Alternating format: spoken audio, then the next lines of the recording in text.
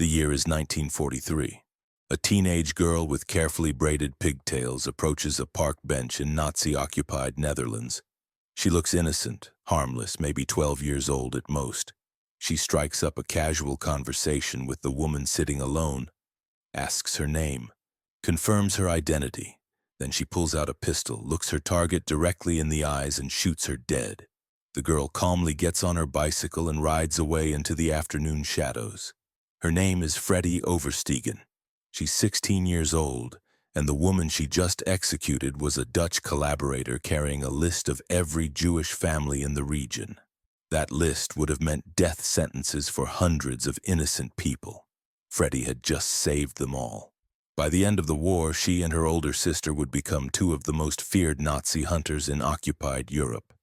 They would seduce German officers with red lipstick and flirtatious smiles, lure them into dark forests, and execute them without hesitation. They would learn to kill in underground training camps, master the art of deception, and refuse to murder children even when ordered by their own commanders. These were teenage girls who remained human while fighting monsters, who applied makeup before missions that might end their lives, who chose to resist when most of their countrymen chose to survive. This is the story of how two sisters from a broken family became the deadliest seductresses of World War II, how they turned their youth and innocence into weapons more powerful than any gun, how they saved hundreds of lives while taking dozens of others, and how one of them would utter the most defiant last words in resistance history before facing a firing squad just weeks before liberation. But their story doesn't begin with bullets and bloodshed. It begins in poverty, with a single mother who taught her daughters that when you see injustice, you don't look away, you act. Freddie Overstegen was born in 1925 in a small village outside Haarlem, Netherlands.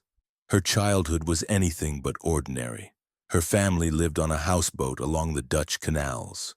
Her father struggled to make ends meet, drifting from job to job, while her mother, Trientje, held the family together through sheer determination.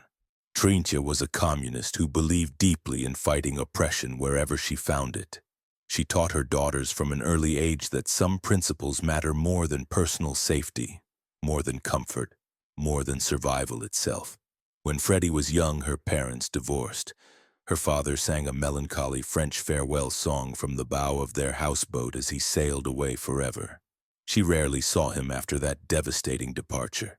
Trientje moved her two daughters into a cramped apartment in Haarlem, where they slept on mattresses stuffed with straw and had almost nothing to call their own. Yet despite their grinding poverty, their mother always made room for others who had even less. Jewish refugees fleeing Germany found shelter in their tiny home. Political fugitives running from Nazi persecution slept in their beds while Freddie and her sister Truus made do with the floor. Complete strangers whose names they sometimes never learned shared their meager meals and sparse belongings. The girls learned to make dolls for children suffering in the Spanish Civil War, to distribute food to families whose fathers had been arrested for their political beliefs, to see their own hardships as insignificant compared to those facing life and death persecution. Their mother taught them one lesson that would define the rest of their lives. If you want to help somebody, you have to make sacrifices for yourself. It was a lesson they would never forget, even when those sacrifices included their innocence, their safety, and ultimately their humanity. May 10th, 1940. Nazi Germany invaded the Netherlands with overwhelming force. The Dutch army, caught completely off guard, held out for exactly 5 days before surrendering unconditionally. Freddie was 14 years old. Truus was 16. Neither girl could have imagined that within months they would be planning assassinations and learning to handle explosives in underground training camps. The Nazi occupation began immediately and brutally. German soldiers filled the streets of every Dutch city. Nazi flags hung from government buildings and private homes. New laws appeared overnight restricting movement, commerce, and basic human rights. Jewish citizens were forced to wear yellow stars. Books were burned. Radios were confiscated. Fear became a constant companion for every Dutch family. Freddie remembered the terror of those early days with crystal clarity decades later. She could still hear the sound of rifle butts pounding on wooden doors in the middle of the night, the German voices shouting commands that echoed through entire neighborhoods. Families were torn from their homes without warning or explanation. Children watched their parents dragged away by uniformed strangers. The noise was constant and terrifying, a soundtrack of occupation that never seemed to end. But the Oversteegen family refused to hide or submit. While most of their neighbors tried to make themselves invisible, hoping to survive by avoiding attention, Trientje and her daughters chose resistance from the very beginning. They started small, distributing anti-Nazi pamphlets and illegal newspapers that told the truth about German atrocities across Europe. At night, they would sneak through the darkened streets with paste and paper covering German propaganda posters with their own messages of defiance. "The Netherlands must be free," their handmade flyers proclaimed. "Don't go to Germany. For every Dutch worker in a German factory, a German soldier goes to the front." These simple words carried death sentences if discovered. After posting their messages, the three women would race away on their bicycles, hearts pounding, knowing that capture meant immediate execution. But they were never caught. Who would suspect two teenage girls and their mother of sophisticated resistance activities? Their courage and effectiveness didn't go unnoticed by the professional resistance movement.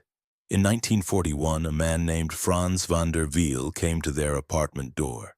He was the commander of the Haarlem Council of Resistance, part of the underground network that was beginning to organize serious opposition to Nazi occupation. He had heard rumors about the Oversteegen family, the communist mother who sheltered Jewish refugees, the daughters who distributed illegal materials and defaced German propaganda with impunity. Van der Wiel wanted to recruit them for more dangerous work, real resistance work, the kind that involved weapons and explosives and targeted assassinations. He asked Trientje directly if her daughters could join his organization. Freddie was 14. Truus was 16. Their mother said yes without hesitation. The girls accepted immediately, but Van der Wiel wasn't convinced yet. He needed to know if these teenagers could be trusted with secrets that could get dozens of people killed. He needed to test their courage and loyalty under pressure. A few days later, he returned to their apartment, but this time he was dressed as a Gestapo officer. He burst through their door waving a pistol, screaming commands in German, demanding to know where a specific Jewish refugee was hiding. It was a terrifying performance designed to break anyone who might crack under interrogation. Freddie and Truus didn't break. They didn't give up a single name or reveal any information that could endanger innocent lives. Instead, they fought back with everything they had, kicking and hitting the man they believed was a Nazi officer, choosing death over betrayal without a moment's hesitation. Van der Wiel finally stopped his act and revealed his true identity. The girls had passed his test with flying colors. Now told them what joining the resistance would actually mean. They would learn to sabotage bridges and railway lines using dynamite and timing devices. They would gather intelligence on German troop movements and pass information to Allied forces. They would help smuggle Jewish children out of the country through dangerous border crossings. And yes, they would learn to kill Nazi officers and Dutch collaborators with their own hands. Truus looked at her younger sister with a mixture of pride and concern. Freddie grinned back at her and delivered a response that would become legendary among Dutch resistance fighters. "Well, that's something I've never done before." Their mother gave them one final piece of advice before they disappeared into the dangerous world of organized resistance. "Always stay human," Trientje told her daughters. No matter what horrors they witnessed, no matter what terrible acts they were forced to commit, they must never lose their compassion or their moral compass. It was advice that would be tested in ways that none of them could imagine. The Oversteegen sisters were taken to an underground potato storage facility hidden beneath a farm outside Haarlem. There, in the musty darkness below ground level, they learned skills that no teenage girl should ever need to master. They practiced firing pistols until their hands stopped shaking. They learned how to aim accurately under pressure, how to remain calm when facing armed enemies, how to kill efficiently and escape undetected. But their instructors quickly realized that these young women possessed advantages that adult male resistance fighters could never duplicate. Freddie and Truist could go places where men would be immediately suspect. They could approach targets that experienced soldiers could never reach. Their youth and apparent innocence were weapons more powerful than any firearm in their arsenal. Their first mission proved this concept perfectly. The resistance needed to destroy Nazi supply warehouses that were heavily guarded by SS soldiers. The plan was elegant in its simplicity. While armed resistance fighters prepared to set fires and plant explosives, Freddie and Truist would approach the guards directly. They would chat, flirt, laugh, and distract these seasoned military personnel with teenage charm, while their colleagues slipped past unnoticed. The mission succeeded beyond anyone's expectations. The warehouses burned completely while the guards never suspected that the two giggling girls who had been entertaining them moments earlier were part of a coordinated attack. Vandervelde saw immediately what these sisters were capable of accomplishing. Traditional resistance fighters had to rely on stealth and surprise. Freddie and Truist could walk directly up to their targets in broad daylight. It was time for them to learn what that capability really meant in practice.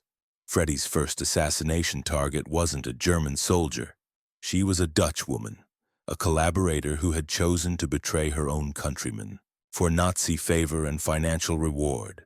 The resistance had received intelligence that this woman had compiled a comprehensive list of Jewish families throughout the region. Names, addresses, hiding places, everything the Germans needed to conduct mass arrests and deportations. She was planning to deliver this list to Nazi authorities within days.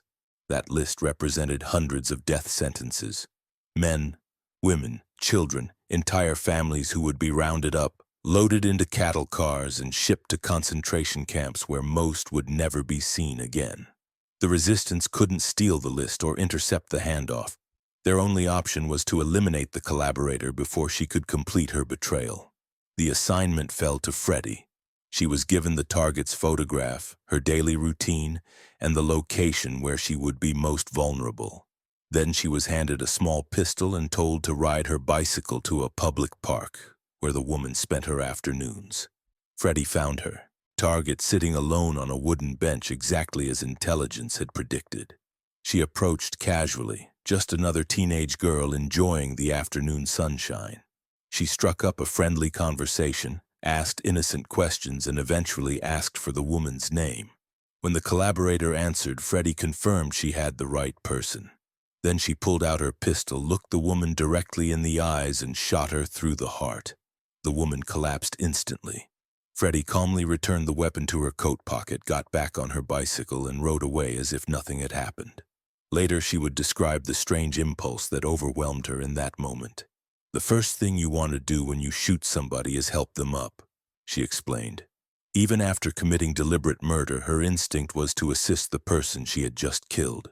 That compassion never left her, no matter how many times she pulled the trigger in the months that followed. Freddie and Truist quickly developed sophisticated techniques for their deadly work. Sometimes they operated alone, sometimes as a coordinated team. Their methods evolved as they learned what approaches were most effective against different types of targets. Their signature tactic became known throughout the resistance network as the forest walk.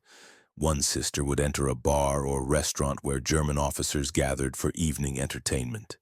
She would select a target, usually someone young and arrogant who seemed hungry for female attention. She would laugh at his jokes, touch his arm during conversation, lean in close while he told stories about his military exploits. Then came the crucial question, delivered with a flirtatious smile and innocent eyes. "Would you like to go for a walk in the woods?" The officer always said yes. German soldiers stationed in occupied territories were desperately lonely, starved for companionship and female affection. The prospect of a romantic encounter with a beautiful Dutch girl was irresistible. They would walk together into the forest, deeper and deeper away from roads and witnesses.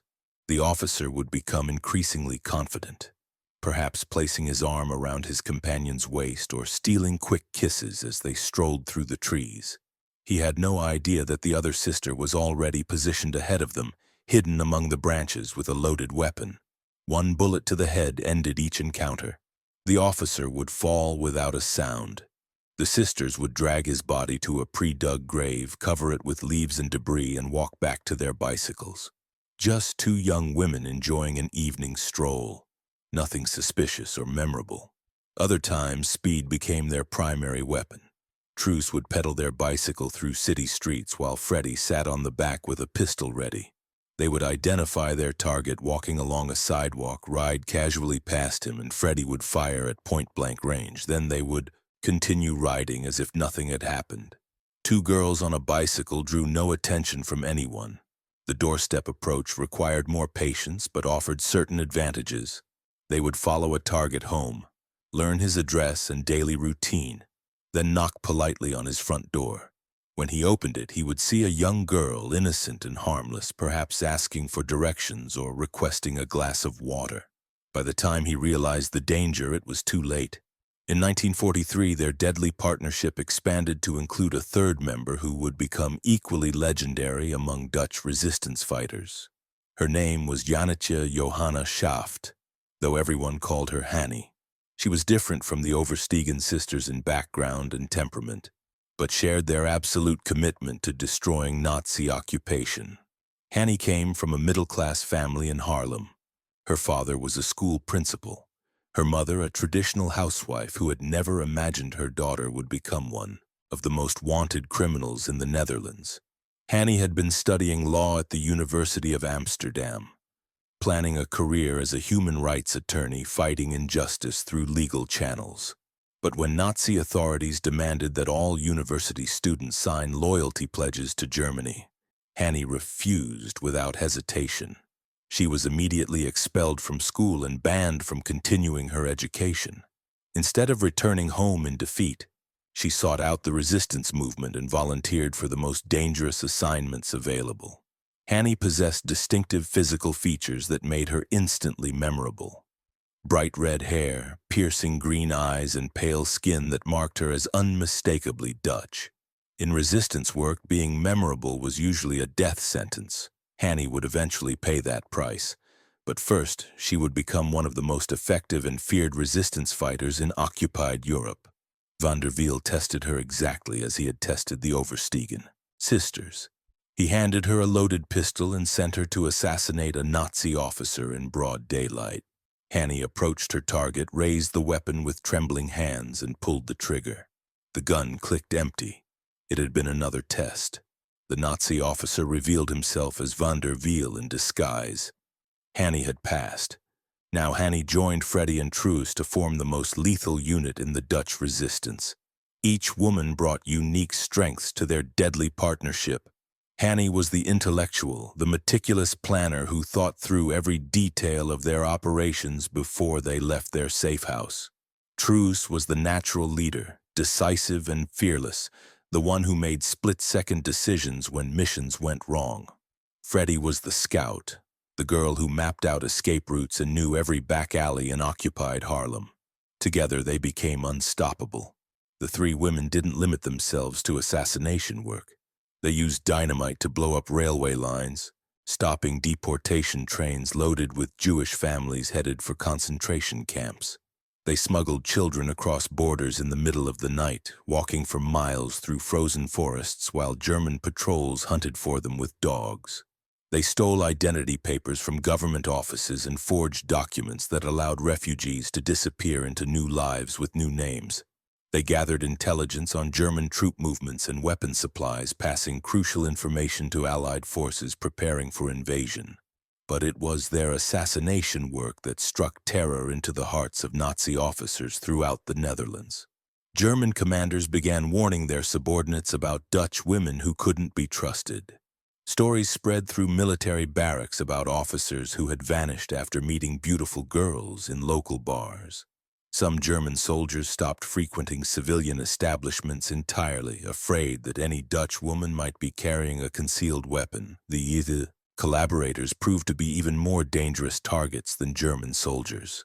These were Dutch citizens who had chosen to betray their own countrymen for money, power, or Nazi ideology. They knew the local population, spoke the language fluently, and understood Dutch customs in ways that German occupiers never could. Many collaborators worked directly for the Gestapo, identifying resistance members, tracking down hidden Jewish families, and infiltrating underground networks. Freddie and Truce began focusing more heavily on these traitors as the war progressed. They saw collaborators as cancerous tumors that had to be cut out of Dutch society before they could spread further. There were no courts to try them, no police to arrest them, no legal system that could hold them accountable.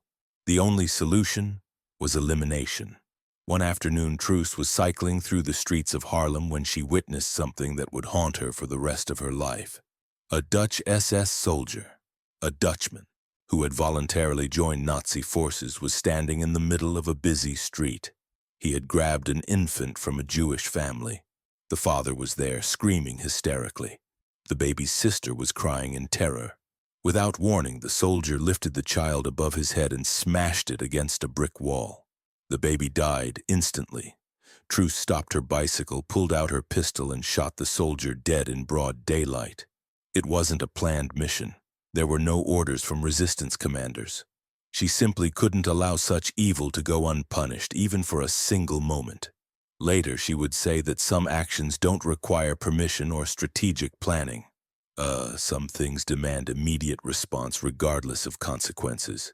By 1944, the Nazi occupation was becoming increasingly desperate and brutal. German forces were retreating on multiple fronts as Allied armies closed in from east and west. But instead of moderating their policies, Nazi administrators in the Netherlands intensified their persecution of Jews, resistance fighters, and anyone suspected of disloyalty. Mass executions became routine. Entire neighborhoods were cleared for suspected harboring fugitives. The Gestapo offered enormous bounties for information leading to the capture of known resistance members. Hannie Schaft had become one of the most wanted people in the Netherlands. Her distinctive red hair had been spotted at too many assassination sites. Witnesses could describe her accurately to German investigators. Word spread through Nazi networks to watch for the girl with the red hair. Wanted posters appeared on street corners offering substantial rewards for her capture. Hannie dyed her hair black and started wearing glasses to change her appearance as much as possible, but she refused to stop fighting. If anything, the increased danger seemed to energize her. She took on more missions, volunteered for the most hazardous assignments, and pushed herself harder than ever before. In June 1944, Hannie and a fellow resistance fighter named John Boonkamp were assigned to assassinate a Dutch collaborator named Willem Ragut. They tracked him to his usual location and moved in for the kill. Boonkamp fired first, but Ragut didn't die immediately. In the chaos that followed, Boonkamp was shot in the stomach by return fire. Hannie managed to escape, but her partner was captured alive. Boonkamp was taken to a hospital where he lay dying from his wounds. Nazi interrogators worked on him for hours, trying to extract information about resistance networks and safe houses. Despite excruciating pain and blood loss, he refused to reveal anything that could endanger his colleagues. Then the Germans tried a different approach. A Nazi officer pretended to be a resistance member who had come to rescue him. The officer claimed to be a friend, someone who wanted to help him escape from the hospital. Boonkamp, delirious from medication and blood loss, believed the deception. He gave up Hannie's address before dying from his injuries. Within hours, German forces raided Hannie's family home. They arrested her parents and sent them to concentration camps where they would spend the remainder of the war.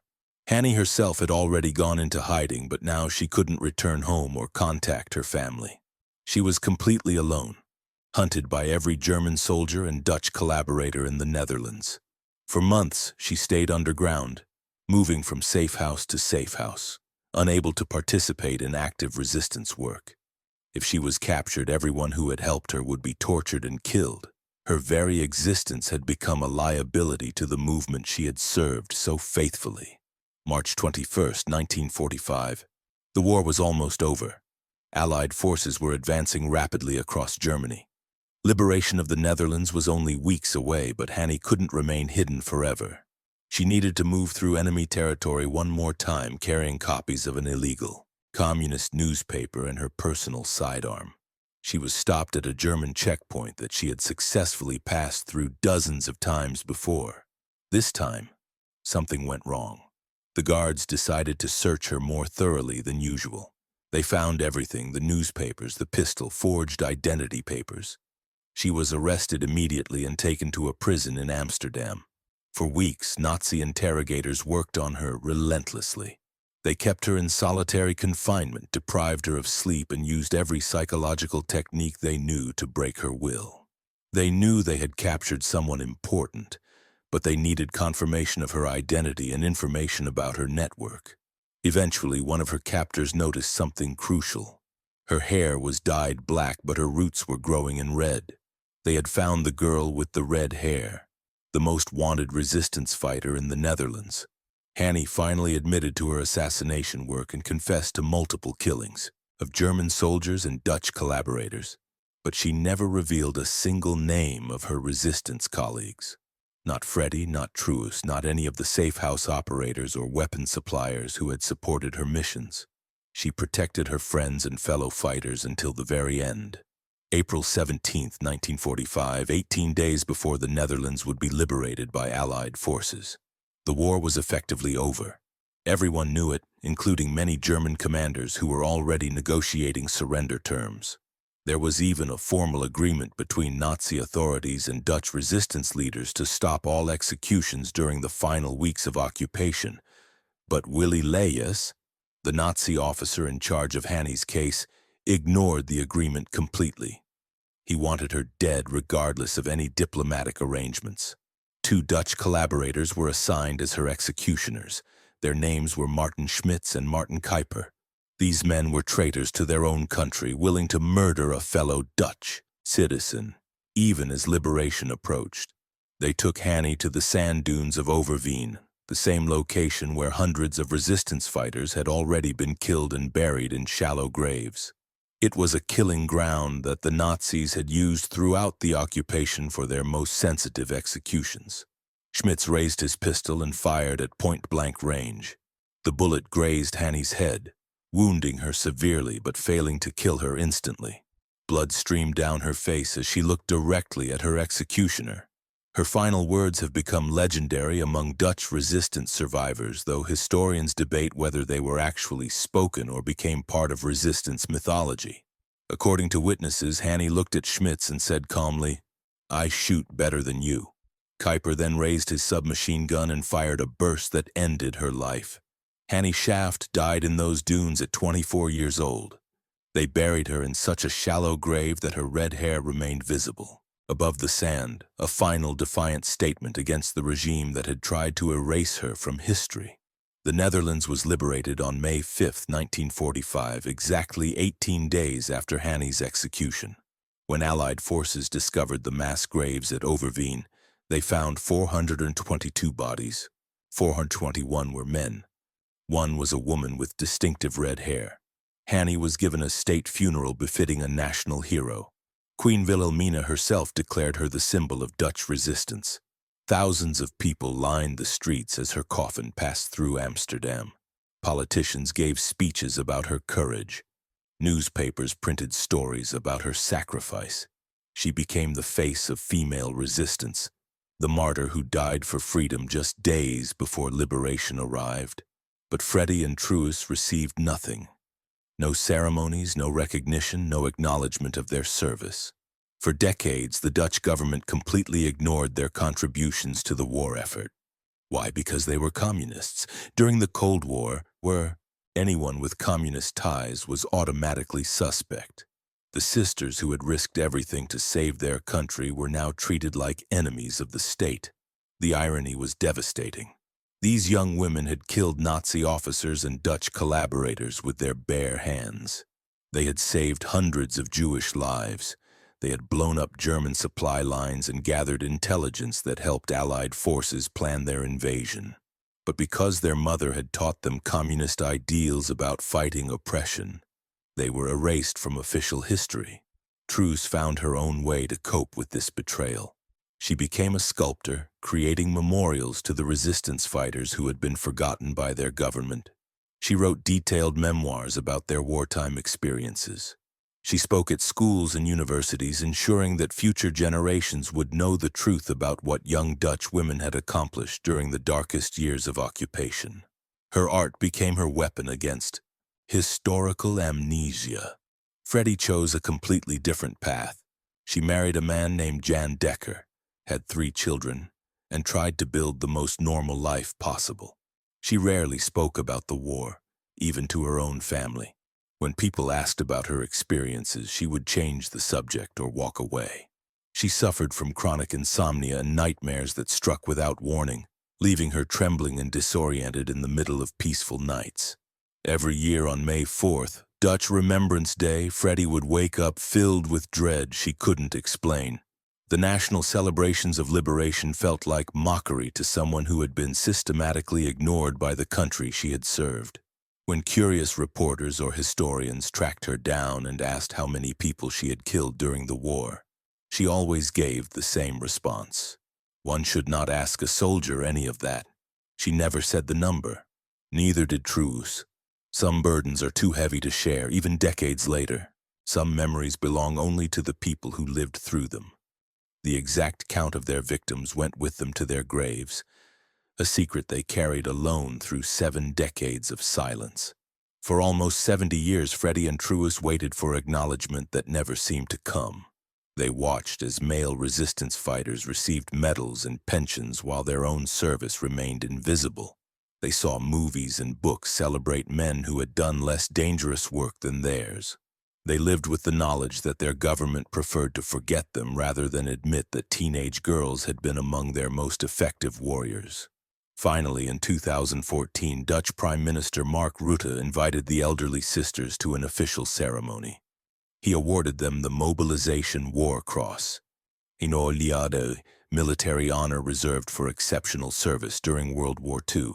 Freddie was 89 years old. Truus was 91. They had waited their entire adult lives for this moment. Freddie's son later said it was the happiest day of his mother's life. After 69 years of silence, someone in authority had finally said thank you.